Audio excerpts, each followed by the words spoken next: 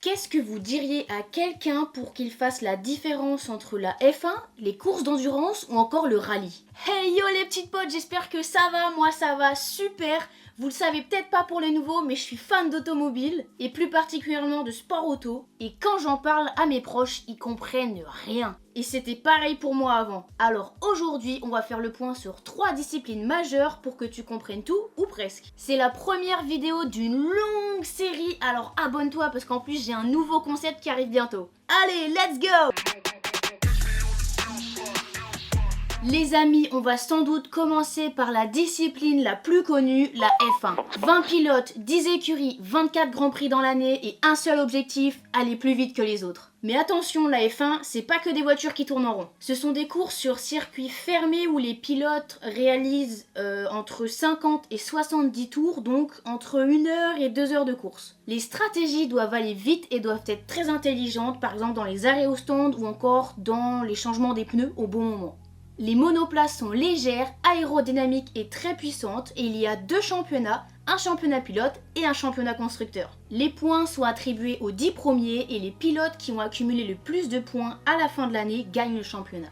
En plus des grands prix classiques avec des essais, des qualifications et le grand prix, il existe également des week-ends avec une course sprint. Ça fait beaucoup là, non? La course sprint, c'est une course beaucoup plus courte qui dure 30 minutes. Les 8 premiers pilotes marquent des points et elle ajoute une dynamique supplémentaire. Les pilotes doivent attaquer dès le début contrairement à un Grand Prix classique. Je te mets juste ici un exemple d'un week-end de Grand Prix pour que tu te rendes compte. Tu peux appuyer sur pause si tu veux.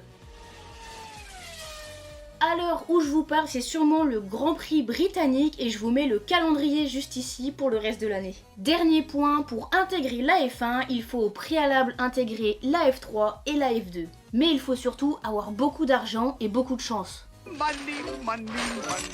Si les 20 places en F1 sont prises, t'as beau avoir du talent ou de l'argent, tu feras jamais partie de l'élite. Et oui, malheureusement, c'est un sport où t'es jamais sûr de rien.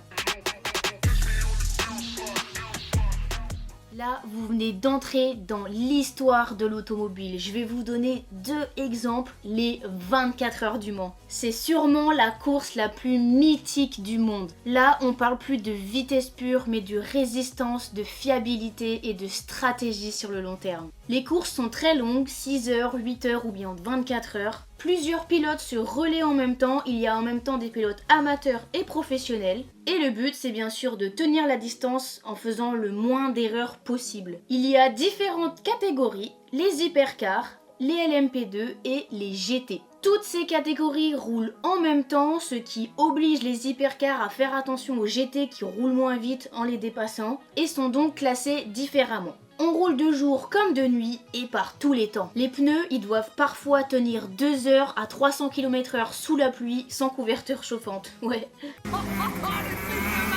L'endurance, c'est pas comme une course normale. C'est un jeu d'échecs à 300 km/h où chaque erreur peut être fatale.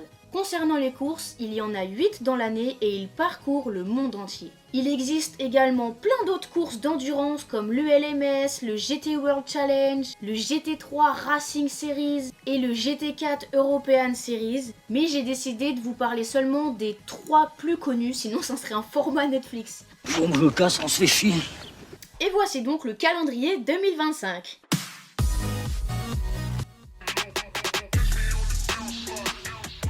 Le rallye, c'est tout l'opposé. Ici, pas de circuit.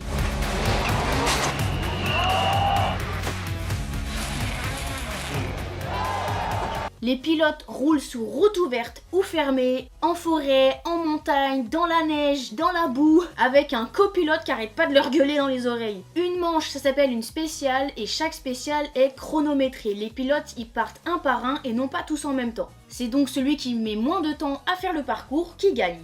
Le copilote, lui, lit les notes à voix haute pour que le pilote sache où aller à l'avance parce qu'ils vont tellement vite que les gars, ils n'ont pas le circuit en tête, ils doivent se concentrer sur le pilotage. Le copilote, les gars, faut vraiment qu'il soit plus mis en avance. Il est là, il est virage à 300 mètres, à 90 degrés, pas corde, 150 mètres, 90 degrés. C'est un malade mental, le mec. Droite 80 long. Et gauche ferme jusqu'à 100. Et droite 90 moins 1000 long. Je suis sûre, à la fin de sa journée, il a plus de voix, c'est pas possible. Non mais en plus, le gars, quand il lit ses notes, il est comme ça dans la bagnole. Virage à gauche, 90 degrés, précorde. C'est un truc de fou. C'est un truc de fou. Ces mecs, ils sont surhumains, vraiment, ils sont là dans mon estime, quoi. C'est fou. Bref, le copilote, si je peux résumer en un mot, c'est les yeux du pilote dans le futur, voilà. Voici le calendrier 2025. Il y a 14 rallyes, 9 sur terre, 4 sur asphalte et 1 sur neige. F1, rallye ou endurance, maintenant tu vois ce que sont ces 3 disciplines complètement différentes avec leurs règles, leurs voitures et leurs stratégies. Si t'as appris un truc aujourd'hui, je t'invite à t'abonner et à activer la petite cloche, il y a plein de nouveautés qui sont à venir. Et dis-moi en commentaire, toi t'es plutôt F1, Wake ou rallye? Sur ce, je te dis à la prochaine pour une nouvelle vidéo. Allez, ciao ciao! in the front next. House call, no text. I've been up all night, baby, no stress. House call, no